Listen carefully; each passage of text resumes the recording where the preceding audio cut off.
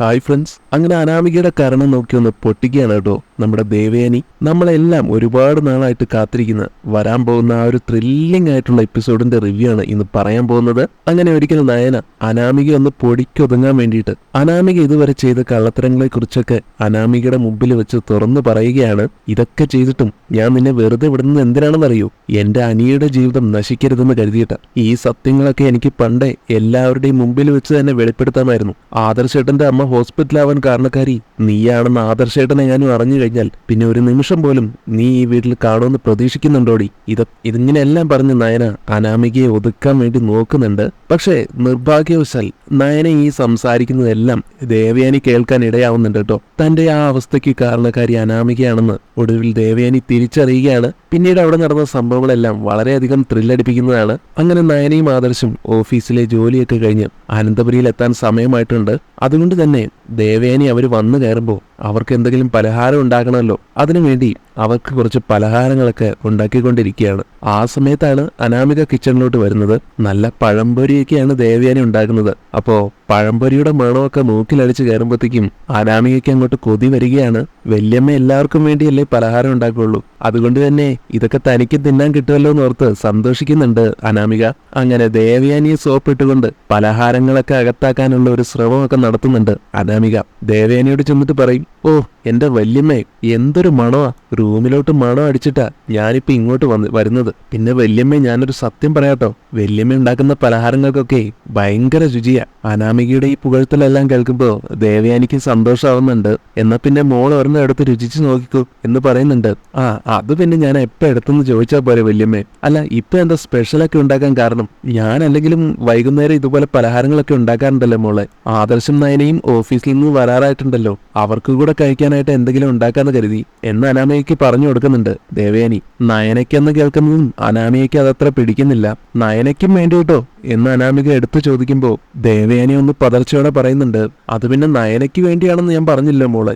എന്റെ ആദർശമോൻ ഉണ്ടാക്കുമ്പോ ഇതെടുത്ത് അവൾക്കും കഴിക്കാം. ഞാൻ എന്റെ മകന് വേണ്ടിയാ ഉണ്ടാക്കുന്നത്, അവളും വേണമെങ്കിൽ എടുത്ത് കഴിച്ചോട്ടെ എന്നിങ്ങനെ പറയാണ് ദേവയാനി. അപ്പോ അനാമിക പറയും, എന്റെ വല്യമ്മേ, ആദർശത്തിന് വേണമെങ്കിൽ കുറച്ചുണ്ടാക്കിയാൽ മാത്രം പോരെ, അവൾക്ക് വേണമെങ്കിലേ അവള് തനിയെ ഉണ്ടാക്കി കഴിക്കട്ടെ, വല്യമ്മ ഉണ്ടാക്കി കൊടുക്കാനൊന്നും പോകണ്ട. പിന്നെ ഞാനൊരു കാര്യം പറയട്ടെ, അവളെ ഇനി കുറച്ചു ദിവസം ഓഫീസിലേക്കൊന്നും പറഞ്ഞു വിടണ്ട. അവൾ ഓഫീസിലൊന്നും പോതെ വീട്ടിൽ തന്നെ ഇവിടെ ഇരിക്കട്ടെ. ഇത് കേൾക്കുന്ന ദേവയാനി അതെന്തിനാണെന്ന് ചോദിക്കുമ്പോ വേറൊന്നിനും അല്ല വല്യമ്മ, അവൾക്ക് ഇപ്പൊ കുറച്ച് അഹങ്കാരം കൂടിയിട്ടുണ്ട്. ഓഫീസിലെ വലിയ ഡിസൈനർ ആണെന്നുള്ള അഹങ്കാരം അതിപ്പോ അവളെ എല്ലാവരുടെയും അടുത്ത് കാണിക്കുന്നുണ്ട്. അത് കുറച്ചൊന്ന് ഒതുക്കാൻ വേണ്ടിയിട്ടാ. അതിനുള്ളൊരു വഴിയും അനാമിക തന്നെ ദേവയാനിക്ക് പറഞ്ഞു കൊടുക്കുന്നുണ്ട്. അവള് പലഹാരങ്ങളൊക്കെ ഉണ്ടാക്കി വെക്കുമ്പോഴേ അവൾ അറിയാതെ നമുക്കതെടുത്ത് മാറ്റി വെക്കണം, എന്നിട്ട് അതിൽ കുറച്ച് പൊടിക്കൈകളൊക്കെ ചേർക്കാം. അങ്ങനെ വരുമ്പോ അവളെ കുറച്ചു ദിവസം ബെഡിൽ നിന്ന് എഴുന്നേൽക്കാൻ കഴിയാത്ത രീതിയിൽ കിടത്താമല്ലോ. ഇതെല്ലാം കേട്ട് ദേവയാനിക്ക് ദേഷ്യം വരുന്നുണ്ട്. എങ്കിലും അത് പുറത്ത് കാണിക്കാതെ അനാമികയോട് പറയും, അയ്യോ മോളെ, അതിന്റെയൊക്കെ ആവശ്യമുണ്ടോ? അവളിപ്പോ നമ്മളോട് ഒരു ദ്രോഹവും ചെയ്യുന്നില്ലല്ലോ മോളെ. ഓഹോ, വല്യമ്മ ഇപ്പൊ അവളുടെ സൈഡാണോ എന്ന് അനാമിക അത് കേട്ട് ചോദിക്കുമ്പോൾ ഞാൻ ആരുടെയും സൈഡൊന്നുമല്ല, എന്നാലും ശത്രുക്കളോടാണെങ്കിൽ പോലും ഇങ്ങനെയൊന്നും ചെയ്യാൻ പാടില്ല. അത് കേട്ട് അനാമിക പറയുന്നുണ്ട്, എന്റെ വല്യമ്മേ, അവളോട് എന്ത് ചെയ്താലും ദൈവങ്ങൾ പോലും നമ്മളെ ശിക്ഷിക്കില്ല, അത്രയ്ക്ക് നന്ദി ഇല്ലാത്തവളാ അവള്. അനാമികയുടെ വാക്കുകളൊക്കെ കേട്ടിട്ട് ദേവയാനിക്ക് നല്ല കലി വരുന്നുണ്ട്. പക്ഷെ അതൊക്കെ മനസ്സിലൊളിപ്പിച്ചുകൊണ്ട്, നന്ദിയില്ലാത്തവള് നീയാണടി, എന്റെ മരുമകളെ കൊല്ലാൻ നടക്കുന്നവള് എന്നൊക്കെ തനിയെ പിറുപിറുക്കുന്നുണ്ട്. തുടർന്ന് അനാമിക പറയും, എന്റെ വല്യമ്മേ, ഞാൻ അവളെ കൊല്ലാനൊന്നും അല്ലല്ലോ പറഞ്ഞത്, അവളെ കുറച്ചു ദിവസം ബെഡിൽ കിടത്തണം. അവള് ബാത്റൂമും ബെഡും ഒക്കെ ആയിട്ട് അങ്ങോട്ട് കഴിയട്ടെ. എന്തായാലും ദേവയാനി പറയുന്നുണ്ട്, മോളെ, എനിക്ക് അതിനൊന്നും കൂട്ടു നിൽക്കാൻ പറ്റില്ല. ഉണ്ടാക്കുന്ന ഭക്ഷണത്തിൽ വിഷം കലർത്തി കൊടുക്കാനൊന്നും എനിക്ക് പറ്റില്ല മോളെ. ഉടനെ അനാമിക പറയും, ആ എന്നാ പിന്നെ ശരി വല്യമ്മേ, അല്ലെങ്കിൽ വല്യമ്മയ്ക്ക് ഇപ്പൊ അവളോട് കുറച്ച് സ്നേഹം കൂടിയിട്ടുണ്ടോ എന്ന് എനിക്ക് സംശയമുണ്ട്. ഇല്ല മോളെ, അങ്ങനെയൊന്നുമില്ല. മോൾ അതിനെക്കുറിച്ച് ആലോചിച്ച് വിഷമിക്കൊന്നും വേണ്ട കേട്ടോ. ആദർശനുണ്ടാക്കുന്ന കൂട്ടത്തില് ഒന്നോ രണ്ടോ ബാക്കി വരുമ്പോ അവള് കഴിക്കും, അത്രേ ഉള്ളൂ. ഇനി മോൾക്ക് ഇതിൽ നിന്ന് വേണമെന്നുണ്ടെങ്കിൽ എത്രയാന്ന് വെച്ചാൽ എടുത്ത് കഴിച്ചോ, അവൾക്ക് ഞാൻ കൊടുക്കുന്നില്ല, പോരെ. എന്തായാലും ഇത് കേട്ടതും അനാമിക കുറച്ച് പലഹാരങ്ങൾ എടുത്ത് അവിടെ നിന്നും പോകുന്നുണ്ട്. അപ്പോഴാണ് ആദർശം നയനയും ഓഫീസിൽ നിന്നും തിരികെ വരുന്നത്. നയന റൂമിലേക്ക് പോകുന്ന തക്കം നോക്കിയിട്ട് ദേവയാനിയും നയനെ കാണാൻ വേണ്ടി ചെല്ലുന്നുണ്ട്. എന്നിട്ട് നയനയോട് പറയുന്നുണ്ട്, മോളെ, ഞാനൊരു പ്രധാനപ്പെട്ട കാര്യം പറയാനാ ഇപ്പൊ നിന്റെ അടുത്തേക്ക് വന്നത്.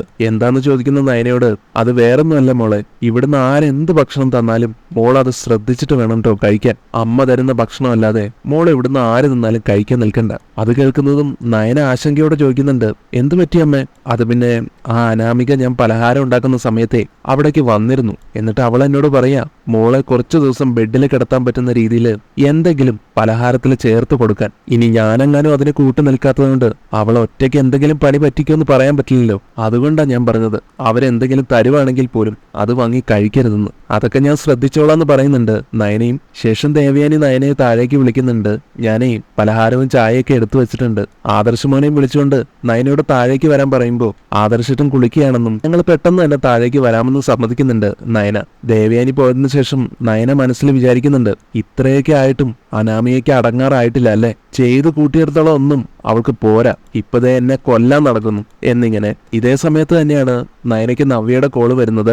നവ്യ പറയുന്നുണ്ട്, നിന്റെ അവിടുത്തെ അവസ്ഥ എങ്ങനെയാണെന്ന് അറിയാനാണ് ഞാൻ നിന്നെ വിളിക്കുന്നത്. പിന്നെ നന്ദുവും കൂടെ ഇവിടെ ഇല്ലാഞ്ഞിട്ടേ ഇവിടെ നിൽക്കാൻ ഒരു രസവും ഇല്ലടി. ഇടയ്ക്കൊക്കെ നീ ഇങ്ങോട്ടും വാ കേട്ടോ. ഒഴിവ് കിട്ടുമ്പോഴൊക്കെ ഞാൻ അങ്ങോട്ട് വരാമെന്ന് പറയുന്നുണ്ട് നയന. എങ്കിൽ പിന്നെ ശരി, നീ ഒഴിവുള്ള സമയത്ത് തന്നെ ഇങ്ങോട്ട് വിളിക്ക് എന്നും പറഞ്ഞ് നവ്യ കോള് കട്ട് ചെയ്യാൻ തുടങ്ങുമ്പോഴാണ് നയന ആ കാര്യം ഓർക്കുന്നത്.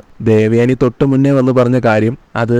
എന്നിട്ട് നവ്യയോടും പറയുകയാണ് കേട്ടോ നയന. കാര്യങ്ങളെല്ലാം കേൾക്കുന്ന നവ്യ അവൾക്കിട്ട് തിരിച്ച് നല്ലൊരു പണി തന്നെ കൊടുക്കണമെന്ന് നയനയോട് പറയുന്നുണ്ട്. അപ്പൊ നയനയും പറയും, ഞാനും അതേക്കുറിച്ച് തന്നെയാണ് ചേച്ചി ആലോചിക്കുന്നത്. പക്ഷെ എന്ത് പണിയാ നമ്മൾ അവൾക്ക് തിരിച്ചു കൊടുക്കുന്നത്? അവൾ ഇങ്ങോട്ട് എങ്ങനെയാണോ പാര പണിയാൻ നോക്കുന്നത് അതേ നാണയത്തിൽ തന്നെ തിരിച്ച് മറുപടി കൊടുക്കണമെന്ന് നവ്യ പറഞ്ഞു കൊടുക്കുമ്പോൾ നയനയ്ക്ക് അത് ഒട്ടും ഉൾക്കൊള്ളാൻ പറ്റുന്നില്ല. അതുകൊണ്ട് തന്നെ അത് വേണ്ടെന്നും ഒരാളുടെ ജീവൻ വെച്ചുള്ള കളിയൊന്നും നമുക്ക് വേണ്ടെന്നും പറയുകയാണ് കേട്ടോ നയന. അത് കേൾക്കുന്നത് നവ്യ, എന്നാ പിന്നെ നയനെ നീ അവളെ നല്ല രീതിക്കൊന്ന് ഉപദേശിക്കുക എന്ന് പറഞ്ഞു കൊടുക്കുമ്പോൾ അങ്ങനെ ആവാന്ന് പറയുന്നുണ്ട് നയന.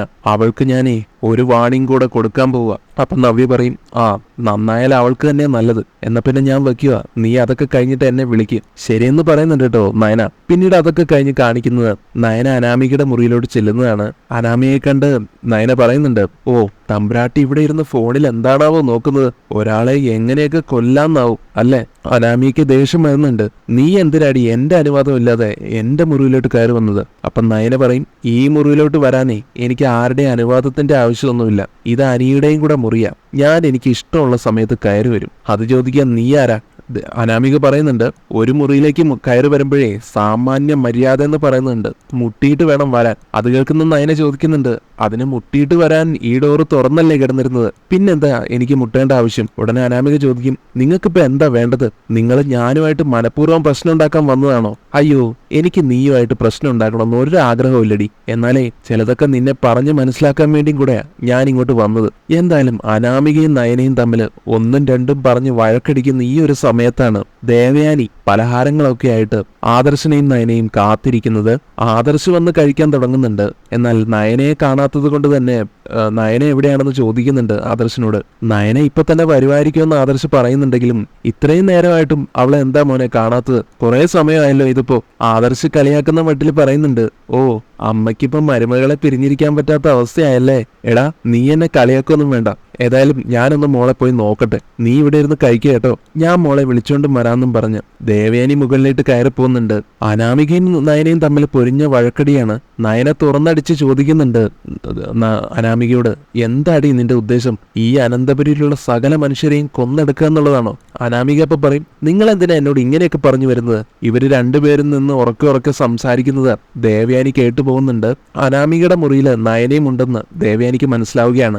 നയന ഒരു വാണിംഗ് പോലെ അനാമികയോട് പറയുന്നുണ്ട്, ദേ ഞാനൊരു കാര്യം പറഞ്ഞേക്കാം, മര്യാദയ്ക്ക് അനിയുടെ കാര്യം നോക്കി സന്തോഷത്തോടെ അനിയുടെ കൂടെ നിനക്ക് ഇവിടെ ജീവിക്കാമെങ്കിൽ മാത്രം നീ ഇവിടെ നിന്നാ മതി. ഇനി ഇല്ലാന്നുണ്ടെങ്കിലേ എനിക്ക് പലതും ഇവിടെ വെട്ടി തുറന്ന് പറയേണ്ടി വരും. പിന്നെ എന്താ ഉണ്ടാവാൻ പോവാന്ന് നിനക്കറിയാലോ. ഇത്രയും കേട്ടിട്ടും അനാമിക അടങ്ങുന്നില്ല. നിങ്ങൾ എന്നെ എന്തും പറഞ്ഞ എങ്ങനെ ഭീഷണിപ്പെടുത്തുന്നത് എന്നൊക്കെ ചോദിക്കുന്നുണ്ട്. എന്തായാലും ഇവരുടെ ഈ സംസാരം എല്ലാം കേട്ടുകൊണ്ട് മുറിക്ക് പുറത്തു നിൽക്കുകയാണ് ദേവയാനി. തുടർന്ന് നയന അനാമികയോട് പറയുന്നുണ്ട്, നീ എന്തൊക്കെയാടി ഇവിടെ ചെയ്തു കൂട്ടിയത്? എന്നിട്ട് നിനക്കൊന്നും അറിയില്ല പോലും. ആദർശേട്ടന്റെ അമ്മ ഹോസ്പിറ്റലാവാൻ തന്നെ കാരണക്കാരി നീയാണെന്നുള്ള കാര്യം ഇവിടെ ആരെങ്കിലും അറിഞ്ഞു കഴിഞ്ഞാൽ പിന്നെ എന്താ സംഭവിക്കാൻ പോകുന്നതെന്ന് നിനക്കറിയാലോ. ആദർശേട്ടനെങ്ങാനും അത് അറിഞ്ഞാൽ മതി, പിന്നെ ഒരു നിമിഷം പോലും നിന്നെ ഇവിടെ വെച്ച് പൊറുപ്പിക്കില്ലടി. അനിയുടെ ജീവിതത്തിൽ നിന്ന് നീ എന്നേക്കുമായിട്ട് പുറത്താകും. എന്തായാലും സത്യങ്ങളെല്ലാം നയനെ ഇങ്ങനെ വിളിച്ചു പറയുമ്പോൾ അനാമികയ്ക്കാണെങ്കിലും പേടി വരുന്നുണ്ട്. ഒരു പൊടിക്ക് ഒതുങ്ങുകയാണ് കേട്ടോ അനാമിക. പക്ഷെ ഇതെല്ലാം കേട്ട് നിൽപ്പുണ്ടായിരുന്ന ദേവയാനിയാണെങ്കിൽ ആകെ ഷോക്കായി പോകുന്നുണ്ട്. ശേഷം നയന പറയും, അനാമിക, നിനക്ക് മറ്റുള്ളവർക്ക് എന്തെങ്കിലും സംഭവിക്കുന്നത് ഒരു ഉറുമ്പിന് എന്തെങ്കിലും സംഭവിക്കുന്ന പോലെയാണ്. നിനക്ക് എല്ലാം നിസ്സാരമാ. നിന്റെ ജീവിതം പോലും നീ കുട്ടിക്കളിയായിട്ടാണ് കാണുന്നത്. അത് നിർത്തിക്കോ. അനിയോടൊപ്പം സന്തോഷമായിട്ട് ഒരു കുടുംബജീവിതം നിനക്കിവിടെ നയിക്കാം. അങ്ങനെ ജീവിക്കാമെങ്കിൽ മാത്രം നീ ചെയ്ത ദ്രോഹങ്ങളൊന്നും ഞാനിവിടെ ആരോടും പറയില്ല. ഞാനും എന്റെ ചേച്ചിയും ഒക്കെ അനിയുടെ ജീവിതത്തിന് കോട്ടം സംഭവിക്കരുതെന്ന് ആഗ്രഹിക്കുന്നവരാ. അങ്ങനെയുള്ള ഞാൻ എങ്ങനെയാടി എന്റെ അനിയത്തിയെ ഇങ്ങോട്ട് കൊണ്ടുവരാൻ നോക്കുന്നത്? നീ അതാണല്ലോ നാഴികയ്ക്ക് 40 തൊട്ട് ഇവിടെ വിളിച്ചു പോകുന്നത്. എന്റെ അനിയത്തിയെ എനിക്ക് ഇങ്ങോട്ട് കൊണ്ടുവരാനായിരുന്നെങ്കിൽ എനിക്കത് എന്നേ ആകാമായിരുന്നു. നീ ചെയ്തു കൂട്ടിയ ഓരോ കാര്യങ്ങളും ഇവിടെ വിളിച്ചു പറഞ്ഞു കഴിഞ്ഞാലേ നിന്നെ പുറത്താക്കാൻ ഇവിടെ 1000 പേരുണ്ടാവും. എന്താ നിനക്ക് ആ കാര്യത്തിൽ സംശയമുണ്ടോ എന്നെല്ലാം നയന പറയുന്ന കേട്ടിട്ട് മറുത്തൊന്നും പറയാനാവാതെ നിൽക്കുന്നുണ്ട് അനാമിക. എന്തായാലും ഈ സത്യങ്ങളെല്ലാം അറിഞ്ഞ് ദേവയാനി ശരിക്കും ഞെട്ടിത്തരിച്ചു നിൽക്കുകയാണ്. അപ്പോ അന്ന് എന്നെ ഈ അവസ്ഥയിലാക്കിയത് ഇവളായിരുന്നല്ലേ, മരണം വരെ എന്നെ കൊണ്ടെത്തിച്ചത് ഇവളായിരുന്നുവല്ലേ ഈ അനാമിക എന്നൊക്കെ സ്വയം പറയുന്നുണ്ട് കേട്ടോ. എന്റെ ചേച്ചിയുടെ വയറ്റിൽ കിടന്ന കുഞ്ഞിനെയാണ് നീ കൊല്ലാൻ നോക്കിയത്. ഒരു ജീവനല്ലേ നീ എടുക്കാൻ ശ്രമിച്ചത്. അതുകൊണ്ട് നിനക്കൊന്നും ഈ ഭൂമിയിൽ ജീവിക്കാൻ പോലും അർഹതയില്ല. എന്നിട്ടും നീ ചെയ്ത തെറ്റുകൾ ഞാനിവിടെ വിളിച്ചു പറയാത്തത് നിനക്ക് അനിയോടൊപ്പം സന്തോഷമായിട്ട് ജീവിക്കാൻ ഒരു ചാൻസ് തരുന്നതുകൊണ്ടാണ്. എന്തായാലും ഇനി നിനക്കത് തരില്ല ഞാൻ. ഇത് അവസാനത്തെ വാർണിംഗ് ആണ്. ഇനിയും നീ ഇതുപോലൊക്കെ കാണിച്ചു കൂട്ടുകയാണെങ്കിൽ നിന്റെ ഇവിടുത്തെ ജീവിതത്തെക്കുറിച്ച് യാതൊരു ഗ്യാരണ്ടിയും എനിക്ക് തരാൻ പറ്റില്ല. ഞാനും എന്റെ ചേച്ചിയും സത്യങ്ങളെല്ലാവരെയും അറിയിക്കും. പറഞ്ഞതാണ് അനാമിക. പിന്നെ നന്ദു പോലീസിൽ നിന്ന് വരുമ്പോ നിന്നെയൊക്കെ തൂക്കിപ്പിടിച്ച് പോലീസ് സ്റ്റേഷനിലേക്കും കൊണ്ടുപോകും. പിന്നെ ജയിലിലായിരിക്കും നിന്റെയൊക്കെ താമസം. അതുകൊണ്ട് മര്യാദയ്ക്കാണെങ്കിലും മര്യാദയ്ക്ക്, ഇല്ലാന്നുണ്ടെങ്കിലേ എന്റെ സ്വഭാവം നീ അറിയും. കിട്ടിയ സമയം അനിയോട് കുറച്ചെങ്കിലും സ്നേഹത്തിൽ പെരുമാറാൻ നോക്ക്. ഇങ്ങനെയെല്ലാം ഉപദേശിച്ചു കൊടുത്ത് നയന പുറത്തേക്ക് ഇറങ്ങുന്ന സമയത്താണ് കേട്ടോ ദേവയാനി ആകെ ഡള്ളായി അവിടെ നിൽക്കുന്നത് കാണുന്നത്. ദേവയാനി എന്നിട്ട് ചോദിക്കുന്നുണ്ട് നയനയോട്, മോളെ, നീ ഈ പറഞ്ഞ കാര്യങ്ങളൊക്കെ സത്യമാണോ മോളെ? അവളാണോ അന്ന് പാലിന് വിഷം കലർത്തിയത്? നയനയ്ക്കാണെങ്കിലും പിന്നീട് ഒന്നും ഒളിച്ചു വെക്കാൻ പറ്റുന്നില്ല.